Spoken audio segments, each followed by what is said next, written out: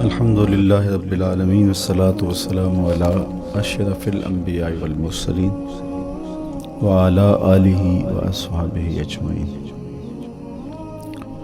قال اللہ تعالی وتبارک فی القرآن المجید والفرقان الحمید۔ بسم اللہ الرحمن الرحیم۔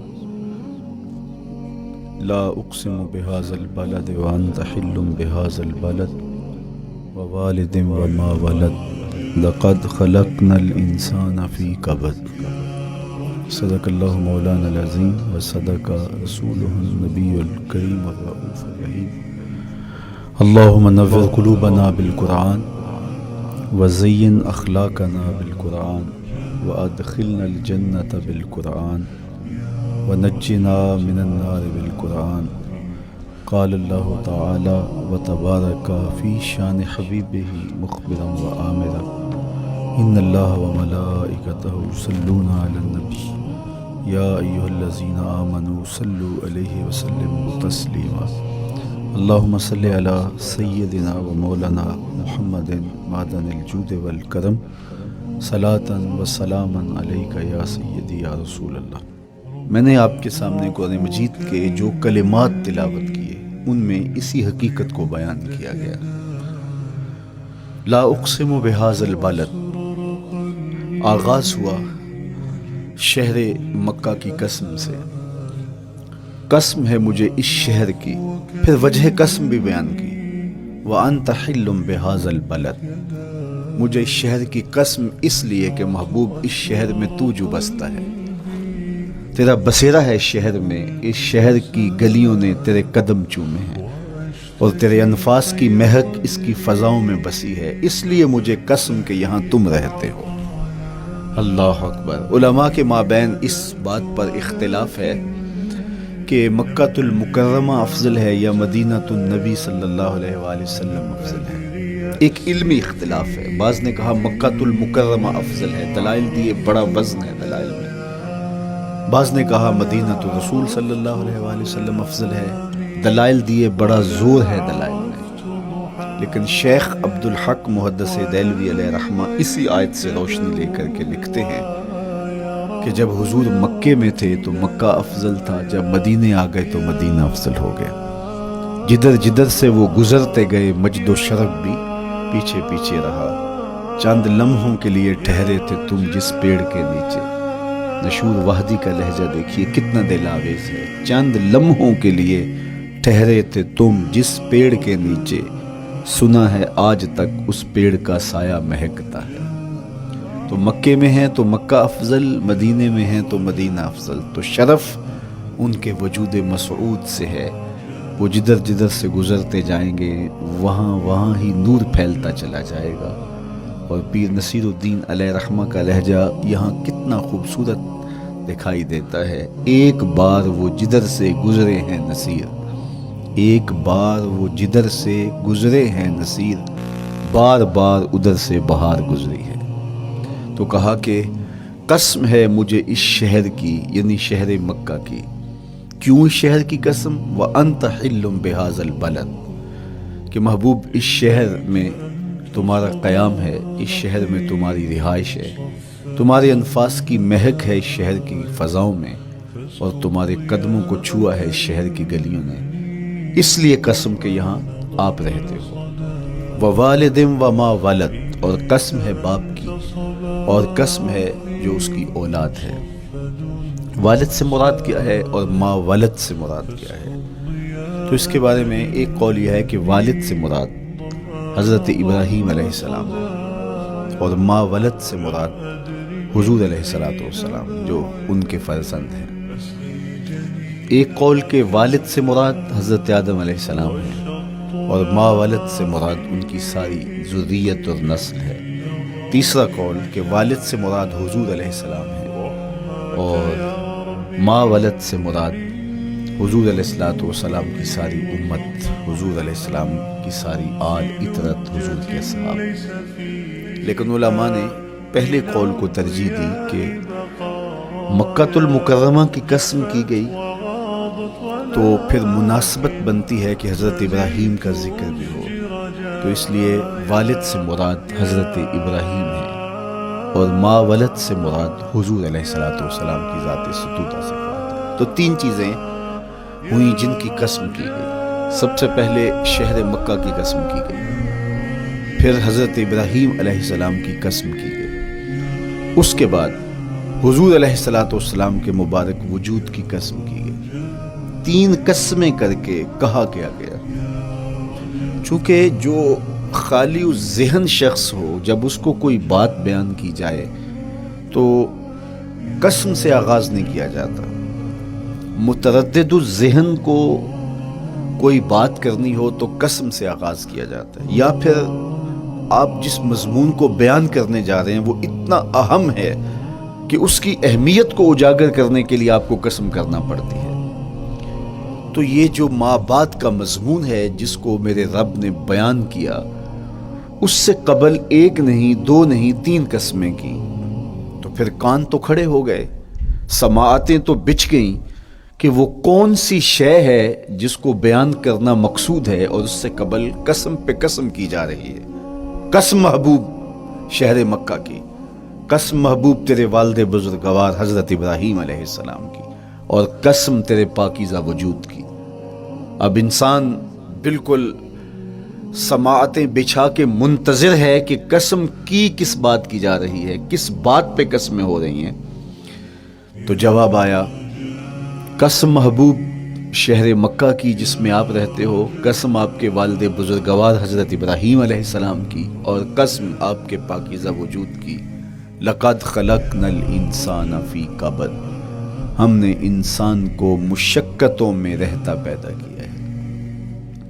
یعنی انسان کی زندگی کے اندر مشقتیں، مشکلیں، آلام، مصائب، حالات کی تلخیاں، سخت مراحل، یہ اس کی زندگی کا حصہ ہے، اور ہم نے اس کو ڈیزائن اس طرح کیا ہے کہ یہ ان ساری مشکلات سے نہ بردآزما ہوگا اور حالات کی تلخیوں کا مقابلہ کرے گا، اور خیر و شر کے ساتھ ساری زندگی اس کا تعلق رہے گا۔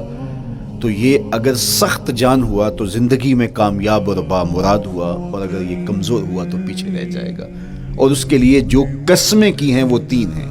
قسم کا اور جواب قسم کا تعلق ہوتا ہے، یعنی جس پہ قسم کی جا رہی ہے تو جو قسم کی جا رہی ہے اس کا کوئی آپس میں تعلق ہوگا۔ جب پھولوں کا ذکر کریں گے تو پھر اس کے متعلقات ہی بعد میں بیان کریں گے۔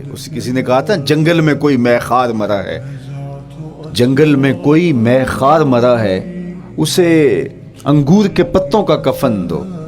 میاں جنگل میں مرنے والے شخص کو کسی اور درخت کے پتوں کا بھی تو کفن دیا جا سکتا ہے، لیکن صاحب مرنے والا مے خار ہے، اور شراب کشید کی جاتی ہے انگور سے، تو اس کو تو ٹھنڈ تب بھی پڑے گی کہ انگور کے پتوں کا کفن دیا جائے۔ تو مناسبات ہوتی ہیں۔ تو اب جب قسم کی گئی تو قسم 3 چیزوں کی گئی، اور اس کی جواب قسم سے مناسبت کیا بنتی تھی؟ انسان کو مشقتوں میں رہتا پیدا کیا گیا، حالات کی تلخیوں سے گزرتا ہے، سخت تربیتی مراحل سے اس کو گزرنا پڑتا ہے۔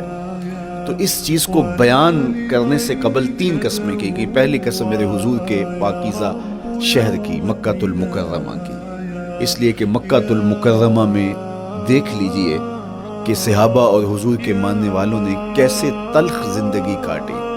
شجر اسلام ثمر بار ہوا تو ہمیں تو یہ کھلے ہوئے پھول دکھائی دیتے ہیں، لیکن ہم نہیں بھول سکتے کہ بلال حبشی کی پیٹھ پہ کیسے کوڑے برسے اور احد احد کیسے پکارتے رہے۔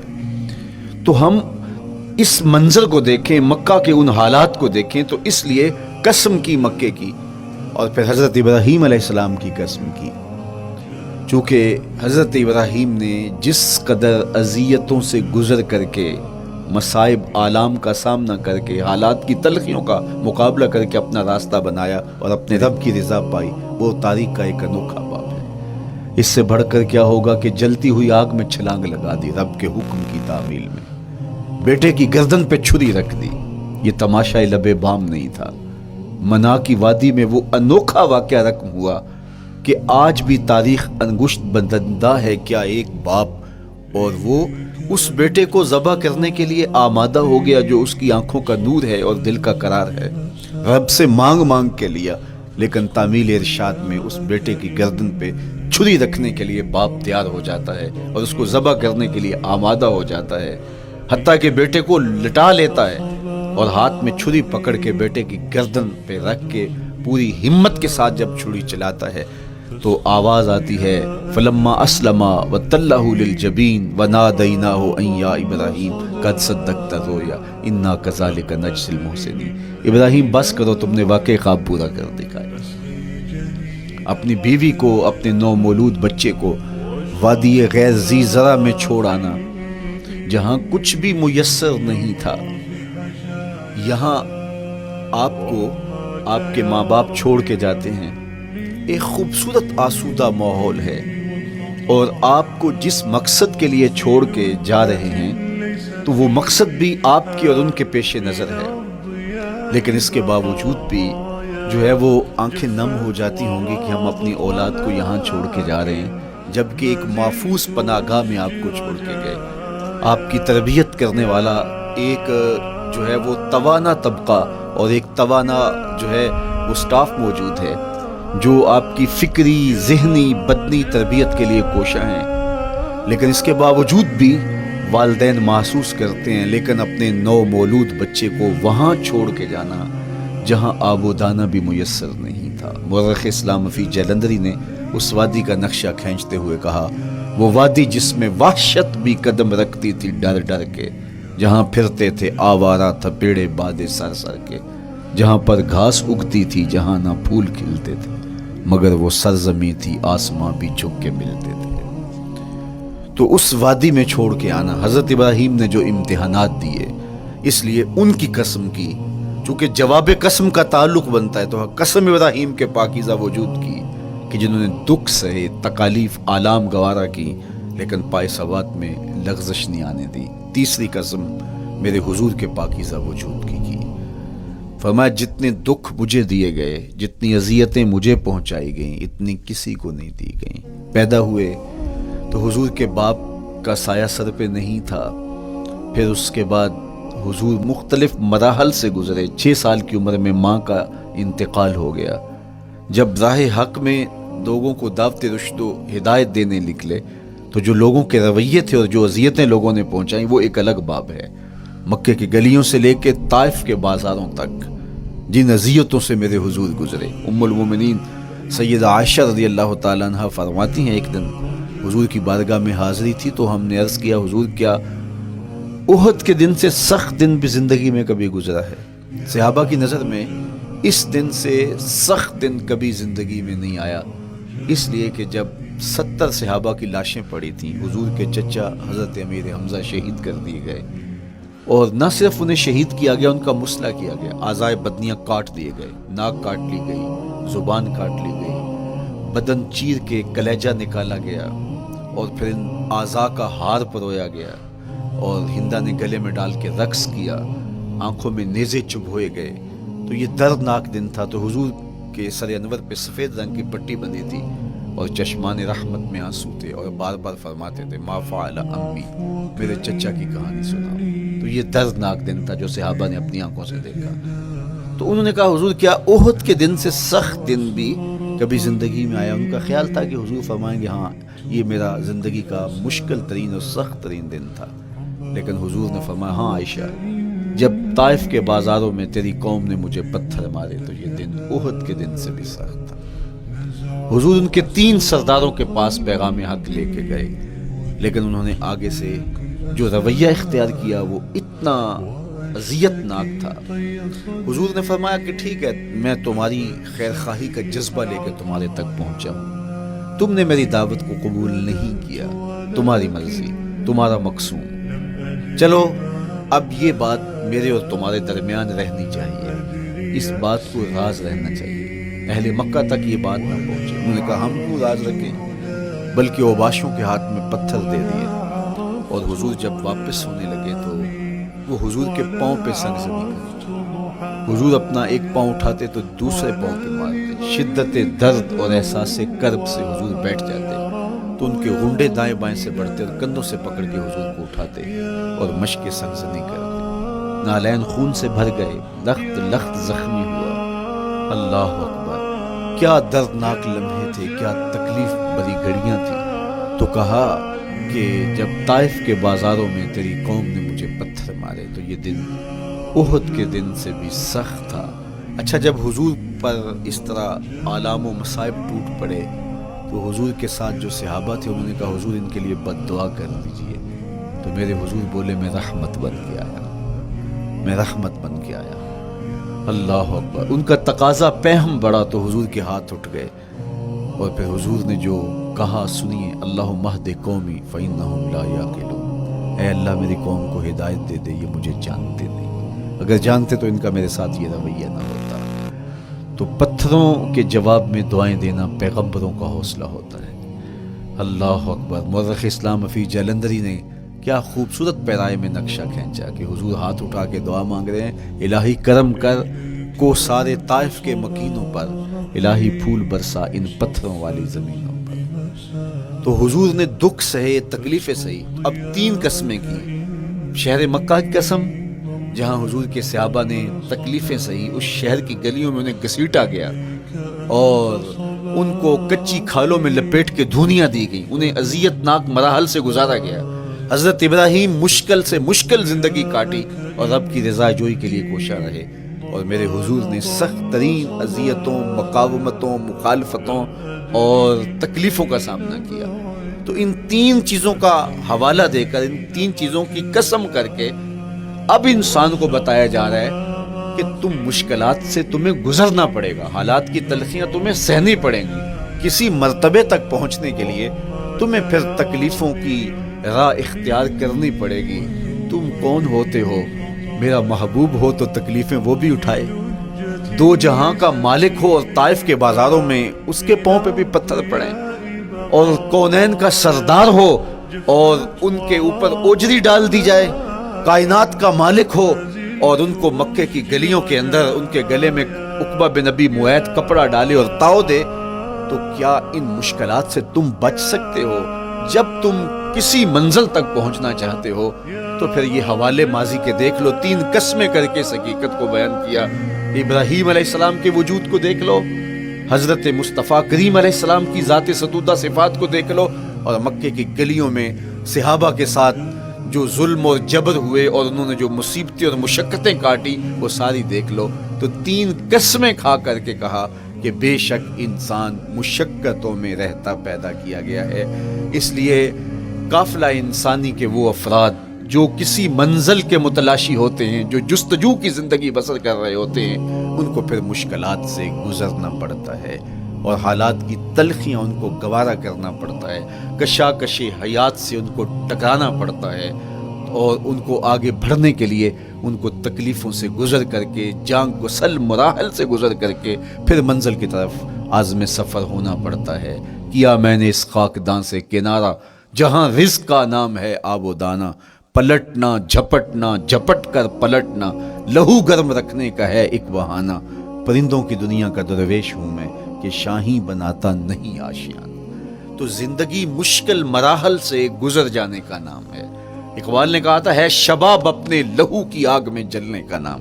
یہ زندگی آسان نہیں ہے، یہ حالات کی تلخیوں کا مقابلہ کرنے کا نام ہے، یہ ضبط نفس کا نام ہے، یہ اپنے من کی تربیت کا نام ہے۔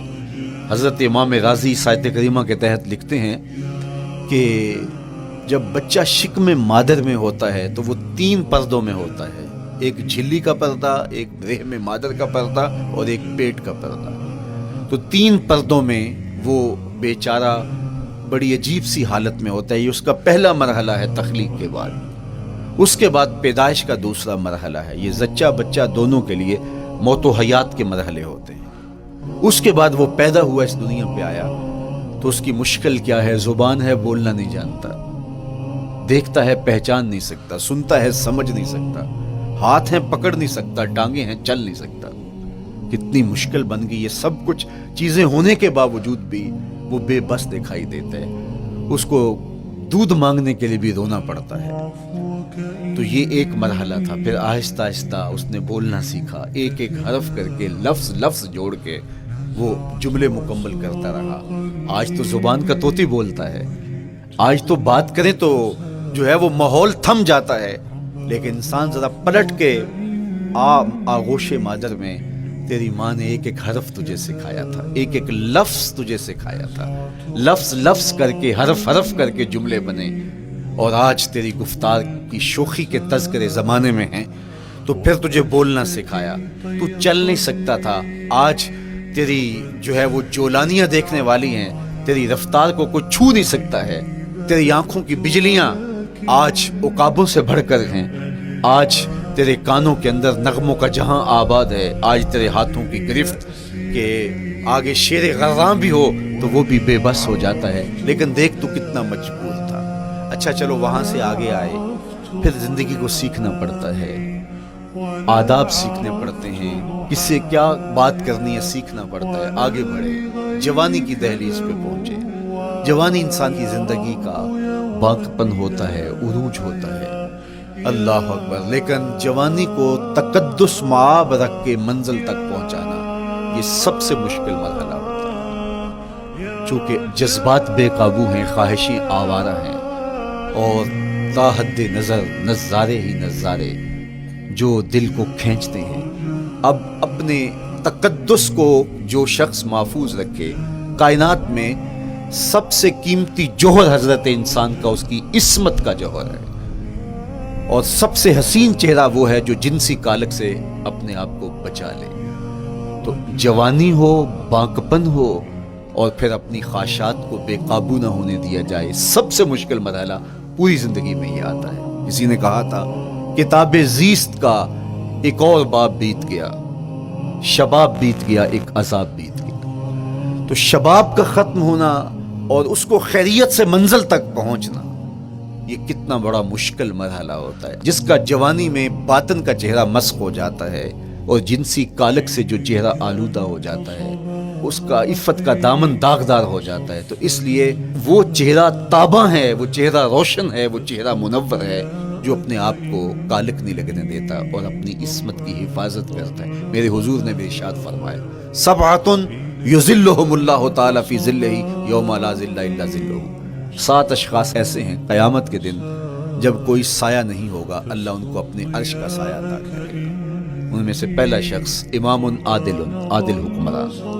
دوسرا شخص وشاب نشأ فی عبادت اللہ، وہ جوان جس کی جوانی اللہ کی عبادت میں بسر ہوئی، تیسرا وہ شخص ورجل قلبہ معلق بالمساجد، وہ شخص جس کا دل مسجد میں لگتا ہے، مسجد میں جمتا ہے، اور چوتھا شخص ورجل دعتہ امرأۃ ذات منصب وجمال فقال انی اخاف اللہ، وہ شخص جس کو دعوت گناہ ملی اور حسن قدموں میں بچھنے کے لیے بےتاب ہوا، اور اس نے کیا کہا انی اخاف اللہ، میں اللہ سے ڈرتا ہوں، میرا اللہ مجھے دیکھ رہا ہے۔ میرے حضور نے فرمایا قیامت کے دن جب کوئی سایہ نہیں ہوگا، اللہ اس کے اوپر اپنے عرش کا سایہ تان دے، جو اپنی عصمت کے جوہر کو بچا گیا۔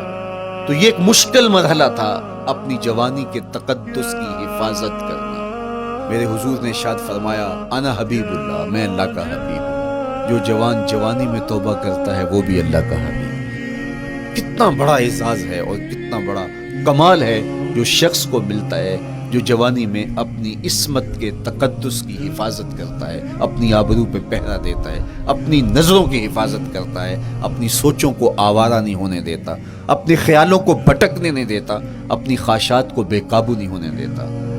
تو یہ مشکل ترین لمحہ تھا۔ اس کے بعد امام راضی کہتے ہیں اب شادی کا مرحلہ ہوا، تو پہلے خود اپنی ذمہ داری تھی، اب کسی کا بوجھ بھی اٹھانا پڑا، یہ اگلی مشکل آ پڑی۔ پھر بچے ہوئے تو پھر اپنی زندگی تو ختم ہو گئی، پھر ساری زندگی، پھر بڑھاپے میں چلے جائیں، ارذل العمر تک چلے جائیں، یہ ساری زندگی مشکلات لقد خلقنا الانسان فی کبد۔ تو ہمیں عملی طور پہ مشکلات کے مقابلے کے لیے تیار ہونا چاہیے۔ دیکھیے ہم جب شکار کرنے جاتے ہیں اور وہ خطرناک جنگل ہو جس میں شیر، بھیڑی اور دیگر جانور بھی ہوں، تو پھر ہم حفظ ما تقدم کے طور پہ سب کچھ ساتھ لے کے جاتے ہیں اور اس انداز سے جاتے ہیں کہ ہمارے اوپر اگر کوئی حملہ ہو تو بچاؤ کی یہ تدبیر ہو۔ تو ہم عملی طور پہ اس کے لیے خود تیار ہوتے ہیں، تو پھر کوئی ہونے والا حملہ غیر متوقع نہیں ہوتا اور ہم اس کے لیے اپنے آپ کو مستعد اور فعال پاتے ہیں۔ اسی طرح میں اور آپ اگر زندگی کے اس فلسفے سے آگاہ نہیں ہوں گے کہ زندگی مشکلات کا مجموعہ ہے، حالات کی تلخیاں ساری زندگی ہمارے ساتھ رہیں گی، تو کوئی بھی تکلیف، کوئی بھی اذیت، کوئی بھی ایسا واقعہ جو ہم نہیں چاہ رہے ہوں گے وہ روح پذیر ہوگا تو ہم گھبرا جائیں گے اور پھر اس وقت ہم دکھی ہو جائیں گے۔ اس لیے ہمیں یہ قرآن نے سکھایا ہے کہ تم عملی طور پہ زندگی کی سختیوں کا مقابلہ کرنے کے لیے آمادہ اور تیار ہو جاؤ۔ قرآن مجید میں جو صبر کا لفظ ہے اس کا مفہوم یہ ہے کہ حالات کی جو تلخیاں تمہارے اوپر آتی ہیں، وہ غربت بھی ہو سکتی ہے، وہ بیماری بھی ہو سکتی ہے، وہ لوگوں کی عداوت اور دشمنی بھی ہو سکتی ہے، وہ اور بہت ساری چیزیں ہوتی ہیں، وہ جنگوں کی حالت کا بپا ہو جانا اور تمہارا دشمنوں کے نرغے میں گر جانا، یہ سب کچھ ہو سکتا ہے۔ تو اس کے اوپر استقامت کے ساتھ تم کھڑے رہو اور تم ان کو برداشت کرنے کی اپنے اندر ہمت اور حوصلہ رکھو، تو پھر وہ تمہارا صبر ہوگا، اور یہ قوت اگر تمہارے اندر پیدا ہو جاتی ہے تو پھر تمہاری زندگی آسان اور سوکھی ہو جاتی ہے۔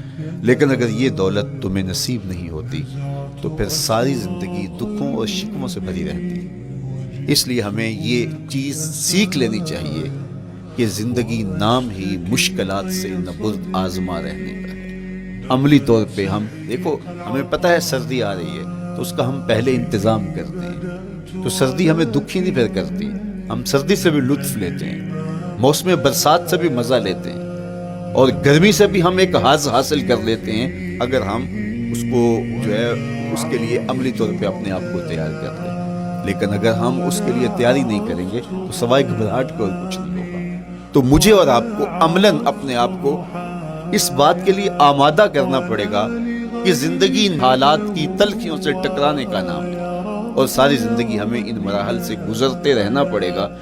اور قرآن نے جو ہے وہ 3 قسمیں کر کے، اور 3 قسمیں بھی شہر مکہ کی اور محبوب کریم کے پاکیزہ وجود اور جناب ابراہیم علیہ السلام کی، تاکہ تمہیں پتہ چلے جب ان کو بھی ان مراحل سے گزرنا پڑا میں اور آپ کیا بیچتے ہیں۔ اس لیے ہمیں اپنی زندگی کو ان راہوں پہ ڈالتے ہوئے صبر اور استقامت، اب صبر اور استقامت کی دولت ہمیں کیسے نصیب ہوگی، یہ دولت کس طرح، یہ قوت راسخہ ہمارے اندر کیسے پیدا ہوگی، اور کس طرح ہمارے من کے اندر یہ چیزیں سمائے گی۔ اللہ تعالیٰ کی خشیت، اس پر توکل، اس پر بھروسہ، اور اللہ تعالیٰ جل شانہ کی طرف سے ہر کام کے ہونے کا یقین ہمارے اندر یہ استقامت اور یہ حوصلہ پیدا کرتی ہے یہ چیز۔ اس لیے مجھے اور آپ کو اپنی پوری زندگی میں اس عمل سے گزر کر کے اپنے آپ کو مضبوط ترین صورتحال میں لا کے کھڑا کرنا پڑے گا، اور یہی زندگی کا جمال ہے۔ تو اب پھر دیکھیے قرآن کیا کہہ رہا ہے، لا اقسم بہذا البلد وانت حل بہذا البلد ووالد وما ولد، 3 قسمیں کی۔ اس کے بعد ارشاد فرمایا لقد خلقنا الانسان فی کبد، ہم نے انسان کو مشکلوں میں، مصائب میں، آلام میں رہتا ہوا پیدا کیا۔ کہتے ہیں جب حضرت انسان کی تخلیق ہوئی تو اس کا خمیر جب گویا جا رہا تھا تو اس کے اوپر 39 دن تک آزمائشوں کی، دکھوں کی، تکلیفوں کی بارش ہوئی، اور ایک دن خوشیوں اور مسرتوں کا می برسا۔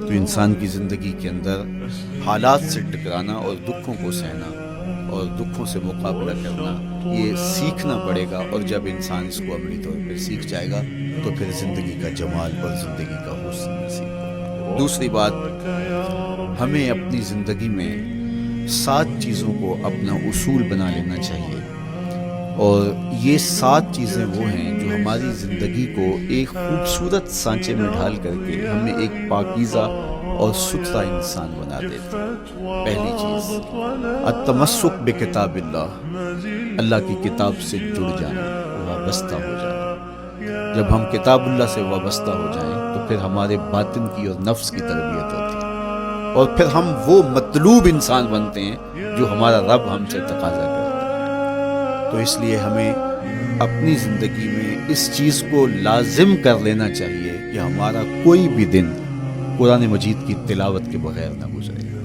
اپنے دن کا آغاز قرآن مجید کی تلاوت سے کیجیے۔ سورہ یاسین سے جو اپنے دن کا آغاز کرتا ہے، سارا دن اللہ کی امان میں رہتا ہے، اس کی حفاظت میں رہتا ہے۔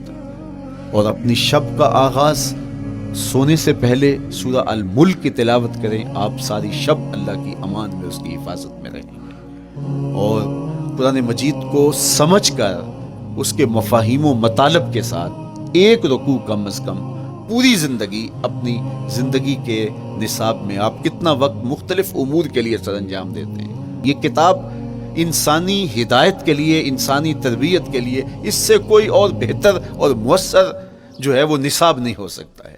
انسان سازی کا بہترین ذریعہ ہے یہ کتاب، اور اس کتاب کے ذریعے سے جو ہے وہ انسان پستیوں سے اٹھ کے بلندیوں تک جا پہنچتا ہے۔ اقبال نے تو کہا کہ گر تمی خواہی مسلمان زیستن، نیست ممکن جز بقرآن زیستن۔ اگر تو مسلمان بن کے جینا چاہتا ہے تو قرآن کے بغیر ایک قدم بھی نہیں چل سکتا۔ تو آگے چل کے اسی نظم میں کہا کہ فاش می گوئم آنکھ در دل مزمرست، این کتابیں نیست چیزیں دیگرست۔ اگر میں کھل کے بیان کر دوں جو میرے سینے میں چھپا ہے تو میں تجھے بتا دوں کھل کے یہ کتاب نہیں، یہ کوئی اور ہی شے ہے۔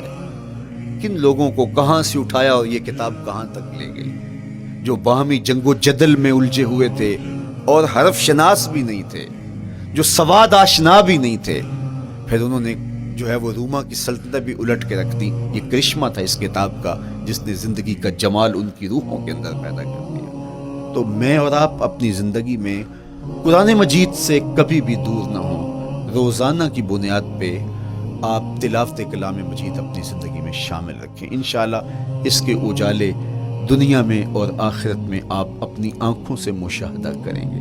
حضرت امام احمد بن حنبل فرماتے ہیں، میں نے رب سے کہا کہ مجھے اپنا قرب عطا کر، آواز آئی میرا قرب چاہتے ہو تو قرآن پڑھا کر۔ یہ رب کی قربت کی بھی ضمانت ہے اور ضبط نفس اور باطن کی تربیت کا بھی ذریعہ ہے۔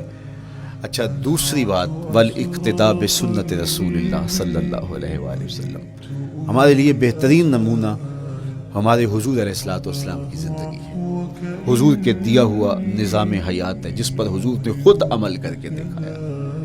میرا عشق رسول، میری محبت رسول اس بات کا تقاضا کرتی ہے کہ میں ان کے طریقہ حیات کے مطابق اپنی زندگی گزاروں۔ اسلام دعوے کی بات نہیں کرتا، دلیل ہم سے مانگتا ہے۔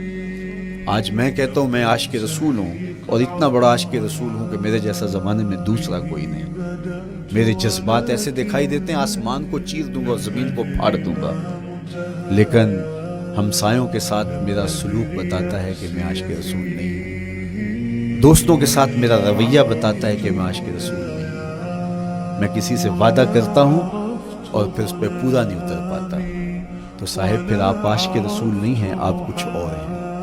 عشق رسول تو یہ ہے کہ میرے محبوب علیہ السلام نے کسی سے عہد کیا ہے کہ تمہارے آنے تک میں یہاں کھڑا ہوں، اور وہ جا کے بھول جاتا ہے، اور میرے حضور 3 دن وہاں منتظر رہتے۔ وہ اچانک گزرا اور دیکھا تو حضور علیہ السلام کھڑے ہیں، تو خود پریشان ہوا۔ صرف اتنی بات اسے کہی، صاحب تو نے مجھے مشکل میں ڈال دیا، تو نے مجھے مشقت میں ڈال دیا۔ عہد کیا ہے تو پھر اس کی پاسداری نبھا کے دکھائی۔ اللہ اکبر! میں اگر حضور سے محبت کرنے والا ہوں تو میرا رویہ بتائے کہ میں عاشق رسول ہوں۔ میری زبان پر جھوٹ نہیں بول سکتی۔ آپ سے پوچھا گیا کہ مومن بزدلی کر سکتا ہے؟ کہا نہیں، بہادر ہوتا ہے، لیکن ہو سکتا ہے کبھی اس سے بزدلی سرزد بھی ہو جائے۔ پھر پوچھا گیا کہ مومن بخیل ہو سکتا ہے؟ کہا نہیں، سخی ہوتا ہے، لیکن ہو سکتا ہے کبھی اس سے بخل بھی سرزد ہو جائے۔ پھر تیسرا سوال حضور سے کیا گیا، مومن جھوٹا ہو سکتا ہے؟ فرمایا جھوٹا نہیں ہو سکتا، یہ پکی بات ہے کہ مومن جھوٹ نہیں بول سکتا۔ میں اور آپ اپنے رویوں میں دیکھیں کہ ہم کھڑے کہاں ہیں۔ آج ہم ان جگہوں پہ بھی جھوٹ بولتے ہیں جہاں جھوٹ بولنا ہماری مجبوری بھی نہیں ہوتی، چونکہ یہ ہماری فطرت ثانیہ اور عادت بن چکا ہے، اور ہم اس کو برا ہی نہیں سمجھتے۔ جبکہ جھوٹ جب کوئی شخص بولتا ہے، حدیث پاک میں آتا ہے اس کے منہ سے بدبو نکلتی ہے، رحمت کے فرشتے 1 میل دور ہٹ جاتے ہیں اس سے۔ اور سویر سے شام تک جب ہمارے معمولات یہ ہوں تو پھر ہم کہاں کھڑے ہیں اور رحمت کے فرشتے کہاں کھڑے ہیں؟ تو حضور علیہ الصلوۃ والسلام کی سنت کا اتباع حضور کی محبت کی دلیل ہوگی۔ امام قرطبی نے لکھا ہے، اللہ کی محبت کا کوئی دعویٰ کرے تو کیا دلیل ہوگی کہ یہ واقعی محب الہی ہے؟ تو کہا اللہ سے محبت کا دعویٰ کرنے والے کے لیے دلیل یہ ہے کہ وہ قرآن سے پیار کرے۔ قرآن سے پیار اور قرآن سے محبت کی دلیل یہ ہے کہ حضور کا پیار سینے میں رکھے۔ حضور سے محبت کی دلیل یہ ہے کہ سنت رسول سے پیار کرنے والا، اور سنت رسول سے پیار کرنے کی دلیل یہ ہے کہ بدعات سے اجتناب کرنے والا۔ ہر وہ طریقہ جو میرے حضور نے نہیں دیا اس کو اختیار نہ کرے، اس طریقے کو اختیار کرے جو حضور علیہ السلام کا عطا کرے۔ تیسری بات، عقل الحلال، یہ وہ بنیادی اصول ہے جو ہماری زندگیوں میں اتر جانے چاہیے اور ہم ایک صالح اور خوبصورت انسان بن کے اس معاشرے کا حصہ بن سکتے ہیں۔ عقل حلال زندگی میں شامل ہو تو زندگی کو جمال نصیب ہوتا ہے اور باطن اور ظاہر کو طمانینت نصیب ہوتی ہے۔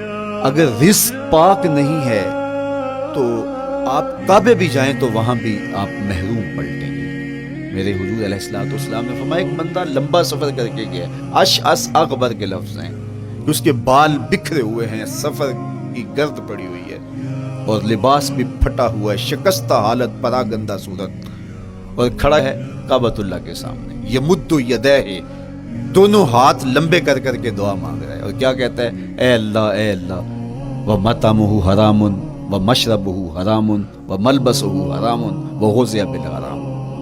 فرمایا اس کا کھانا حرام کا ہے، اس کا پینا حرام کا ہے، اس نے جو لباس پہنا ہے وہ حرام کا ہے۔ میرے حضور فرماتے ہیں بتاؤ اس کی دعا کیسے قبول ہوگی؟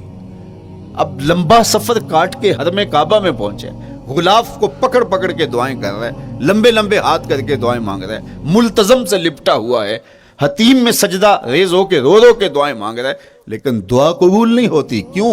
اس لیے کہ اس کے پیٹ میں لقمہ حرام کا ہے، اس کے بدن پہ لباس حرام کا ہے۔ تو اسلام نے جتنا زور حلال کمانے، حلال کھانے اور حلال اختیار کرنے پر دیا ہے، تو ایک مومن اگر اسلام کے مبادیات سے بھی آگاہ ہو تو اس کی تو زندگی کے اندر جو ہے وہ حرام گھس ہی نہیں سکتا ہے، بلکہ وہ مشکوک سے بھی اجتناب کرے۔ چوتھی چیز، کف الاذی، اپنے آپ کو ایسا بناؤ کہ تمہارے وجود سے کسی کو ضرر اور تکلیف نہ پہنچے۔ ہمارا اسلام تو ہمیں یہ بتاتا ہے کہ تم پیاز یا لہسن کھا کے مسجد میں نہ جاؤ کہ تمہارے منہ سے جو سمیل آتی ہے اس سے کسی کو تکلیف نہ پہنچے۔ تو یہ اسلام کی دی ہوئی تعلیمات ہیں کہ مسجد میں بھی جانا ہے تو اپنے آپ کو دیکھو کہ تمہاری حالت کیا ہے، تمہاری وجہ سے کسی کو تکلیف نہ پہنچے، تمہارے رویے اتنے خوبصورت ہوں، تمہارے ہمسائے بتائیں کہ یہ واقعی مسلمان ہے۔ مسلمان کی تعریف کی گئی، المسلم من سلم المسلمون من لسانہ و یدہ۔ مسلمان کون ہے؟ جس کے ہاتھ سے، جس کی زبان سے دوسرا مسلمان بھائی محفوظ ہے، تو وہ مسلمان ہے۔ اللہ اکبر۔ ہم یہ جو کہتے ہیں السلام علیکم، اس کو کہتے ہیں تحیت المسلم، مسلمان کا تحیت۔ تو اس میں اس کے معنی پہ غور کریں تو ہم اس کو ضمانت دے رہے ہوتے ہیں، السلام علیکم، تیرے اوپر سلامتی ہو، تو ہم اپنی جانب سے اسے ضمانت دیتے ہیں، میرے بھائی میری طرف سے تیری عزت، تیری جان، تیری آبرو سلامت ہے، اب میری جانب سے تو پریشان نہیں ہونا، میں تجھے سلامتی کی ضمانت دیتا ہوں۔ اور وہ آگے سے کیا کہتا ہے؟ وعلیکم السلام، میرے بھائی پھر میری جانب سے بھی تیرا سب کچھ محفوظ ہے۔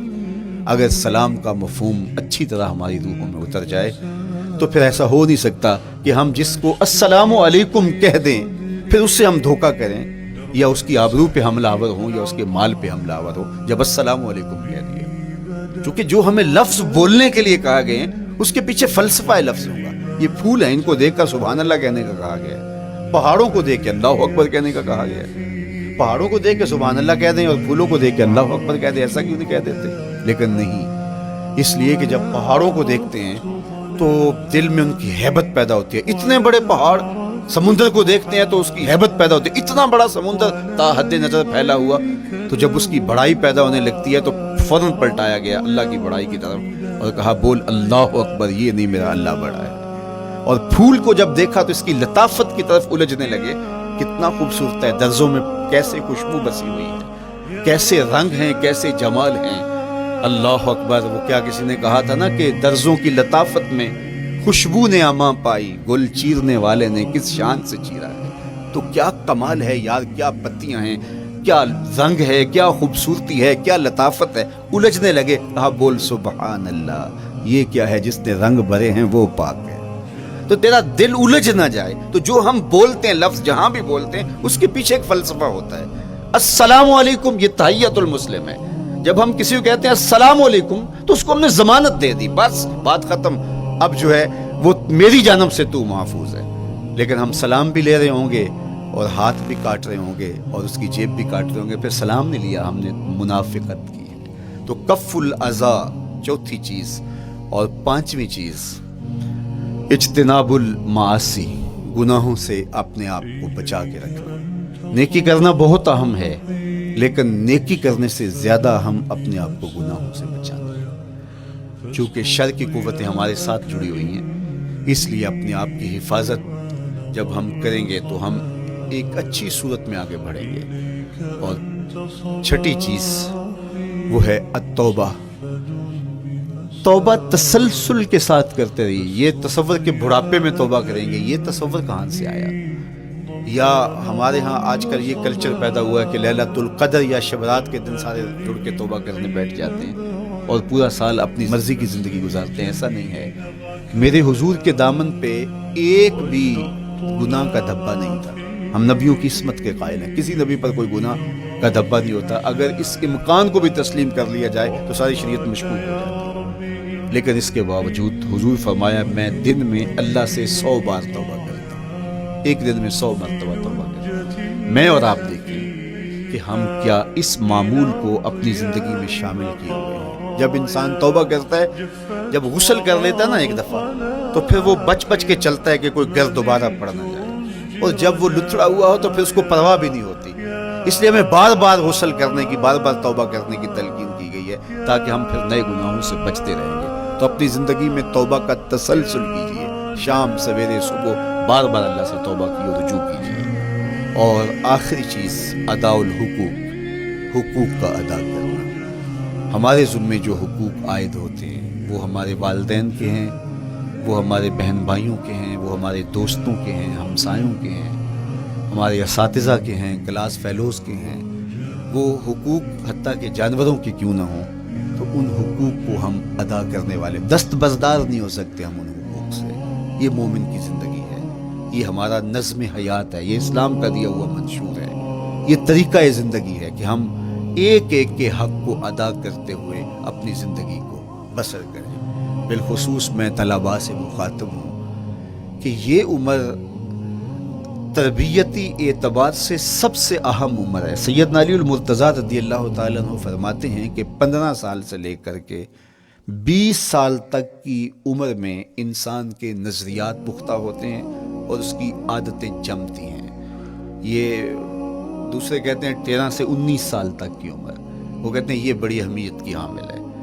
تو 13 سے 19 سال یا 15 سے 20 سال تک کی عمر, بعض کا تو ہوتا ہے کہ ابھی بچے ہیں, ماں باپ بھی سستی کرتے ہیں کہ ان کو تہجد کا عادی اب کیوں بنائیں, ابھی تو یہ بچے ہیں, ان کو ان چیزوں سے, چھوٹی چھوٹی چیزوں کا عادی اب کیوں بنائیں. جب بڑے ہوں گے, سمجھدار ہوں گے, ذمہ داریوں کا بوجھ آئے گا, سب کچھ کر لیں گے. تو پھر اس وقت کرنا مشکل ہوتا ہے, پھر کر نہیں پاتا بندہ. تو جو سیکھنا ہے, جو عادتیں پختہ کرنی ہے, وہ اسی زندگی میں ہوتی ہے. تو یہ آپ کا ایک موقع ہے, آپ کا کوئی ایک ماحول فراہم ہوا ہے.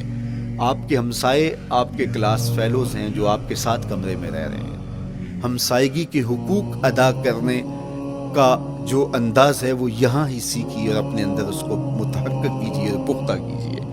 اسی طرح اپنے گفتگو کے لہجوں میں شائستگی, اپنے انداز کے اندر خوبصورتی اور اپنے رویوں کے اندر جمال پیدا کرنے کی کوشش کریں. اپنے آپ کو مؤثر بنائیں اور شریعت کے بتائے ہوئے اصول اور ضابطوں کے مطابق آپ جب زندگی کے چند دن گزار لیں گے, پھر زندگی گزارنے کا نشہ آنے لگ جائے گا.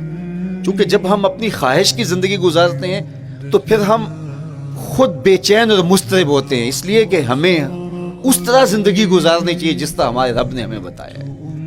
آپ کوئی بھی مشین خریدتے ہیں, کوئی بھی چیز لیتے ہیں, تو اس کے ساتھ چھوٹی سی بک دیتے ہیں آپ کو, اس کا طریقہ استعمال بتاتے ہیں کہ اس کو یوں استعمال کرو گے تو دیر پا اس کے فوائد حاصل کرو گے. اگر یہ مائک ہم اس طرح استعمال نہیں کرتے, اپنی خواہش سے استعمال کریں گے, تو پھر نتیجہ کیا ہوگا کہ تھوڑے دنوں کے بعد جو ہے وہ خرابی کی طرف سلسلہ چلے گا. اس طرح یہ وجود جس پاکیزہ ذات نے بنایا ہے, اس نے ہمیں بتایا ہے کہ اس کو استعمال کیسے کرنا ہے اور اس زندگی کو کیسے گزارنا ہے. اور پھر انسان کو ایک ماڈل اور نمونہ بھی چاہیے.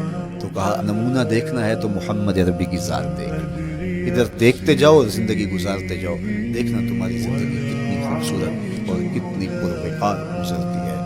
اللہ آپ کو دنیا آخرت کی برکتیں دے، اپنی پناہوں اور اپنی امان اور اپنی حفاظتوں کا حصار دے، اور آنے والا کل اللہ بہتر فرمائے، میرے وطن کی خیر کرے، میرے ملک کو امن کے اجالے دے، یہاں دہشت گردی کے سلگتے علاؤ ٹھنڈے کر کے امن کی بہاریں پیدا کر دے۔ کی محمد سے وفا تو نے تو ہم تیرے ہیں، یہ جہاں چیز ہے کیا لوح و قلم تیرے ہیں۔ وآخر دعوانا ان الحمد للہ۔